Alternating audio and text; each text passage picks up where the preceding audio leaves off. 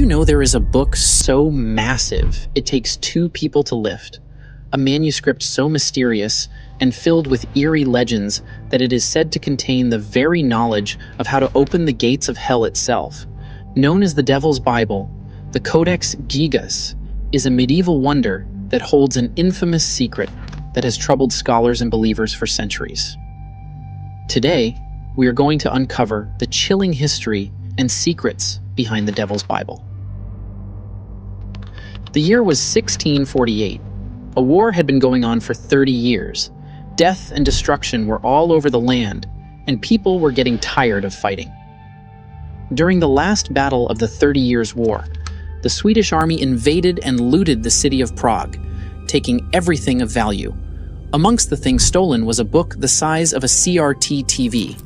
This book was called Codex Gigas, which just means giant book in Latin, and it was given such name because of its size. In such, it is the largest surviving medieval manuscript in the world.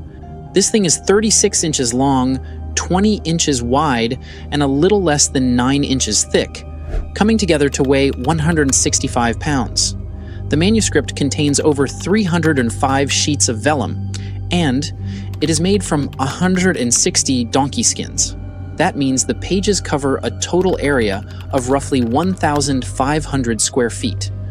Romanesque monasteries often made very large illuminated Bibles, but the Codex Gigas' pages are so big that they stand out from the rest.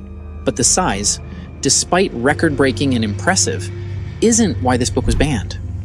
This book was banned because of one image. This image.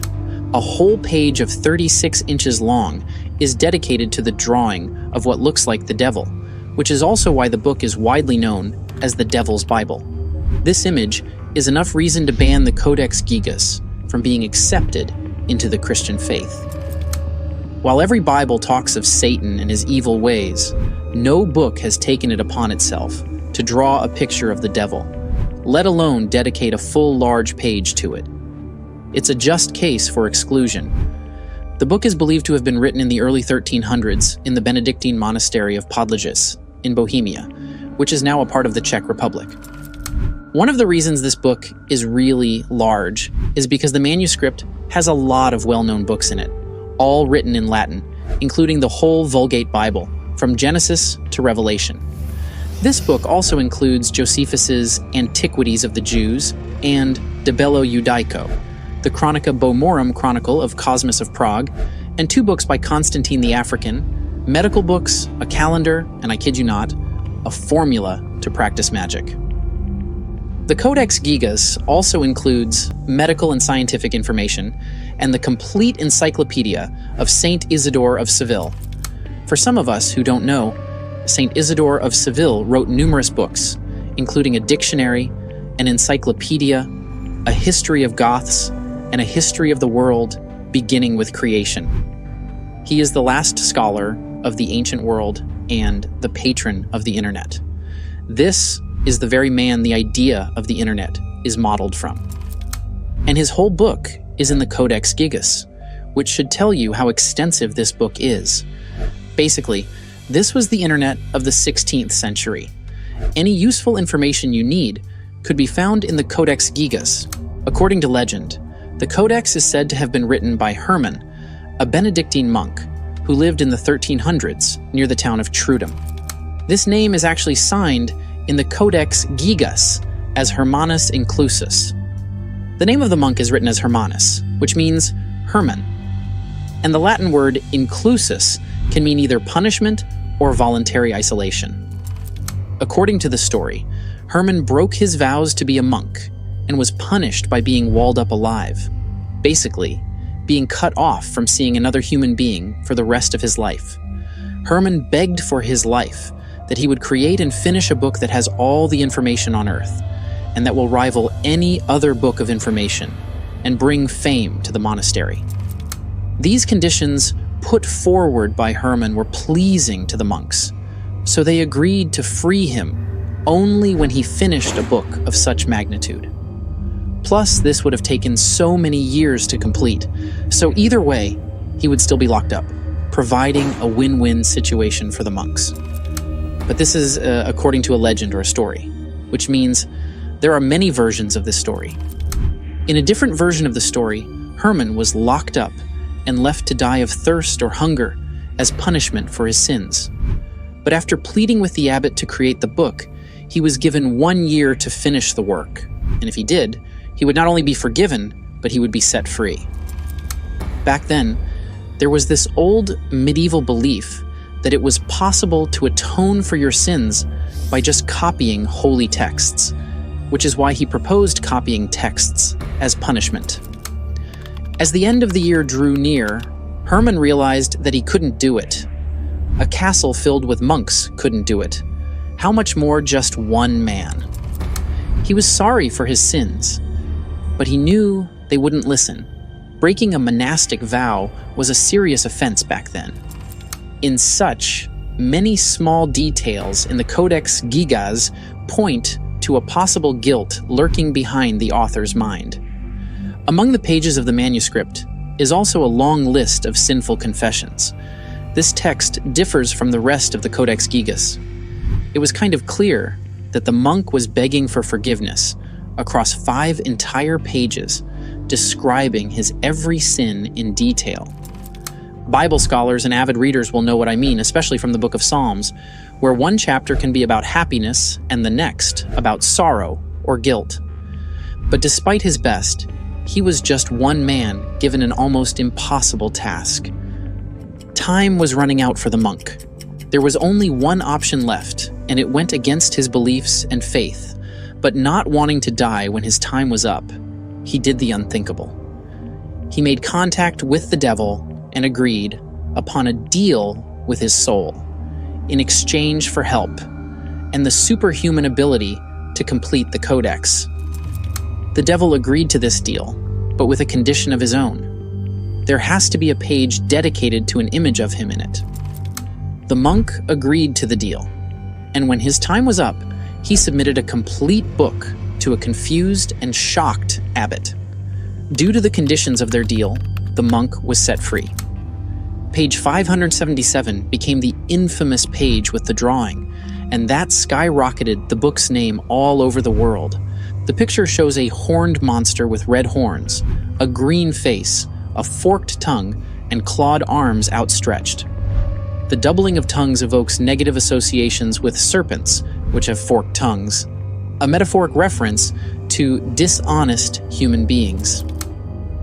At first, this sounds like a story cooked up to add a bit of intrigue and mystery to the book, but when you hear other mysteries surrounding it, you see that it's more than just a story. Even the Bible is a collection of books written by different authors, but how does one person write a book this large, with over 600 pages in it, all by themselves?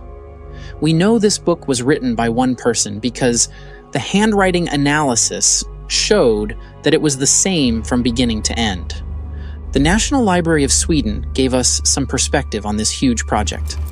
According to them, if the monk worked for 6 hours a day and wrote 6 days a week, this means that the manuscript could have taken about 5 years to complete, which doesn't sound hard. But if the scribe was a monk performing other monk duties, that is saying he wasn't walled in as the legend says, he might only have been able to work for about 3 hours a day, and this means that the manuscript could have taken 10 years to write. As the scribe may also have ruled the lines to guide the writing, which was a thing back then to prevent people from messing up the book with their personal opinions or controversies.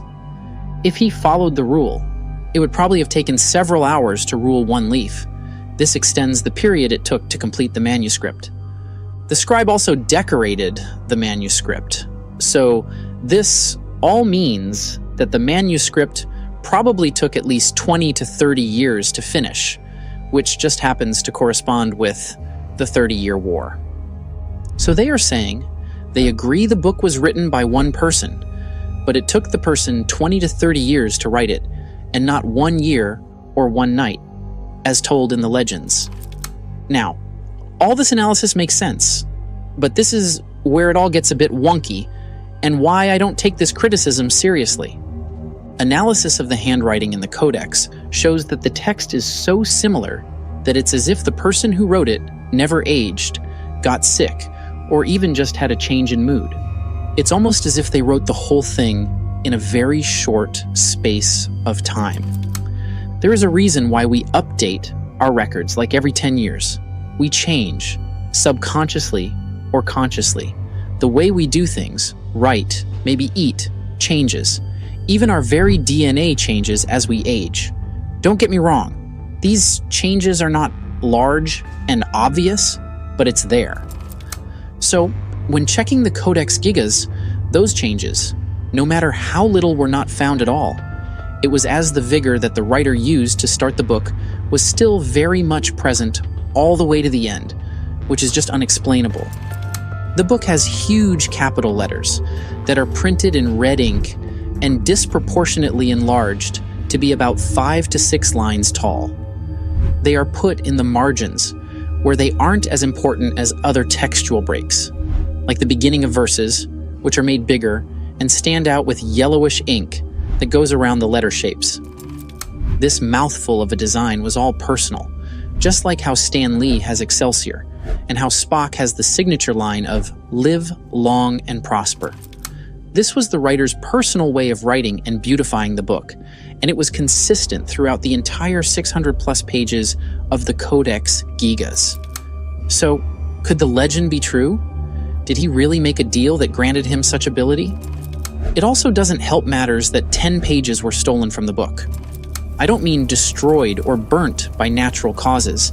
I mean someone with bad intentions actually ripped out 10 pages of the book. Some people believe these pages had information about hell, like how to open a gate to hell, or how to effectively reach the devil, and it was stolen by a Satanist to keep such information out, basically creating members-only access to the stolen page. In fact, the next page that had words on it contained writings describing certain magical spells and demonic conjurations, which added more fuel to this theory. In some cases, when you trace the origins and the journey of the Codex Gigas, it starts to look like this book is cursed. The Benedictine Abbey in Bohemia is said to be the very first place the book was created, but the monastery later fell into money problems. This was once a place where the entire area of Bohemia was wealthy. So wealthy that it attracted merchants from afar. And now they were so poor. They were so broke that the monks had no choice but to sell the Codex Gigas, which was their most valuable asset. The book was bought by the Benedictine monastery in Břevnov at that time. It didn't take long, and the monastery with the book fell under some misfortune and was wrecked during the havoc of the Hussite Revolution. The medieval text stayed in Břevnov until 1593, when the monastery gave it as a loan to Rudolf II, the Holy Roman Emperor. But the Codex Gigas never made it back to the monastery. The emperor himself was not spared from the curse of the book. He went mad with the book in his possession, becoming obsessed with occultic practices. So much so that he became paranoid, which started affecting his rule.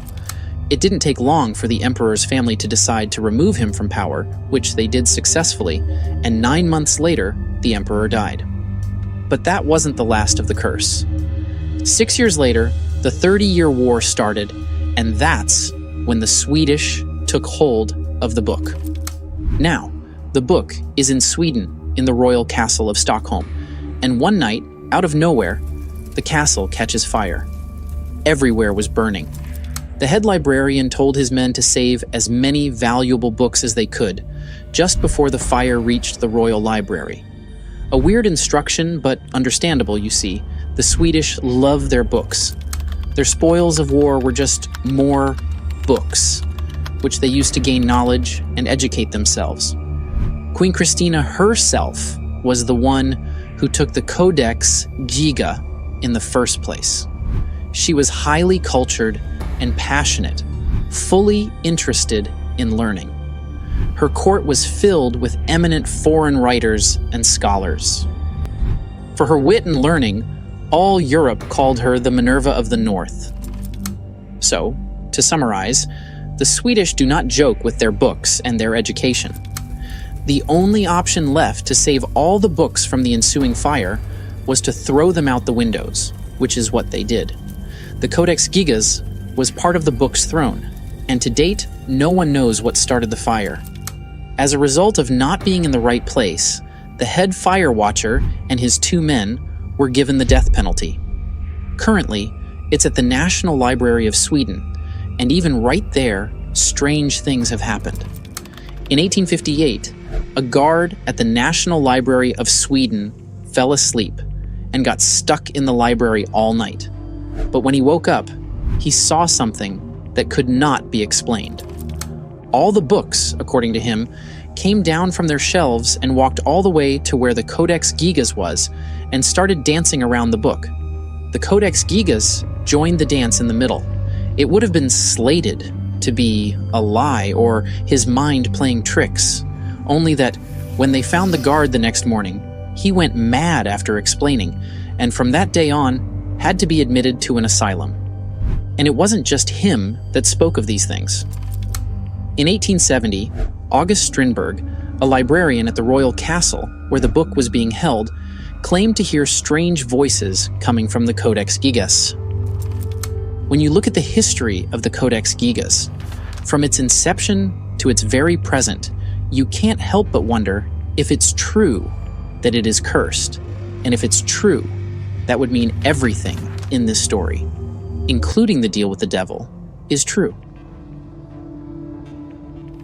Despite being full of mysteries, I am sorry to say that the Codex Gigas, or the Devil's Bible, is not actually the Devil's Bible.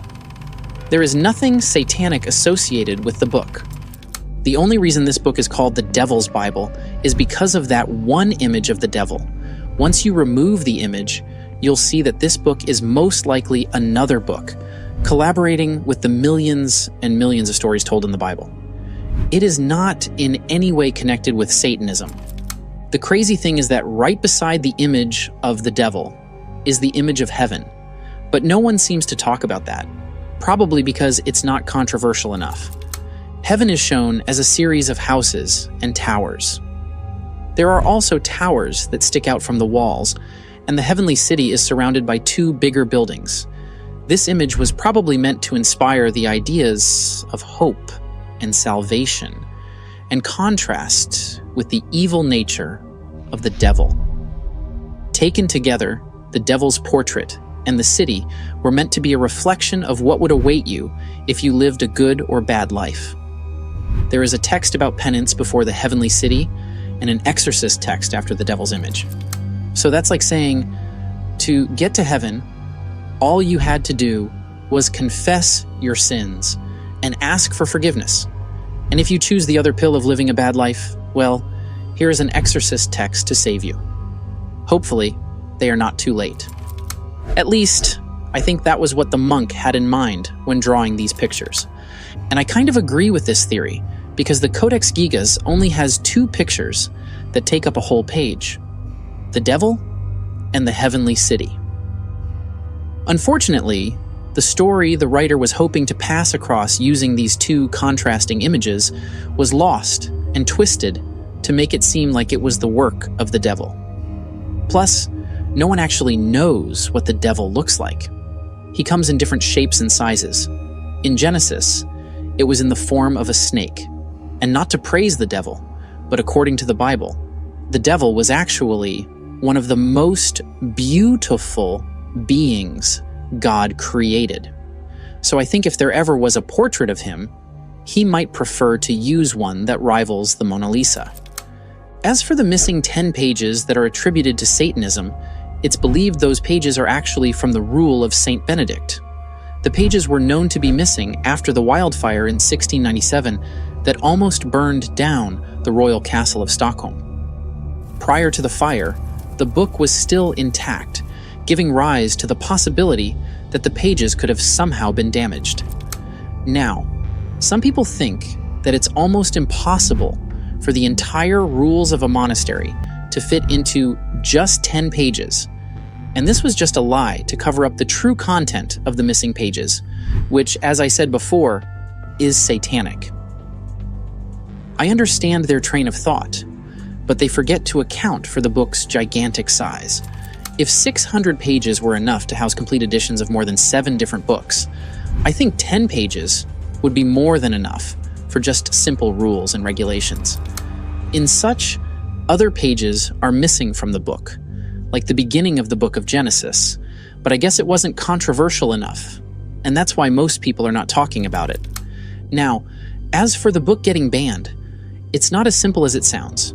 It's not banned, it's just not regarded as a Bible per se. It's more like an encyclopedia of some sort, created to just copy important information. That's why there are simple things like the calendar, the history of the state it was written in, and even the alphabet in there. It's like one of those books you buy that have collections of different stories. That's exactly how the Codex Gigas is. So, by that standard, it is understandable why the Codex Gigas wasn't included as a canon for the Christian faith. And contrary to conspiracy theories, the Codex Gigas is not hidden for only a select few to access. You can walk into the National Library of Sweden and see the book for yourself, just like how you can easily subscribe to our channel for more intriguing videos like this. Lastly, there were no curses, just unfortunate events that happened at different times in history.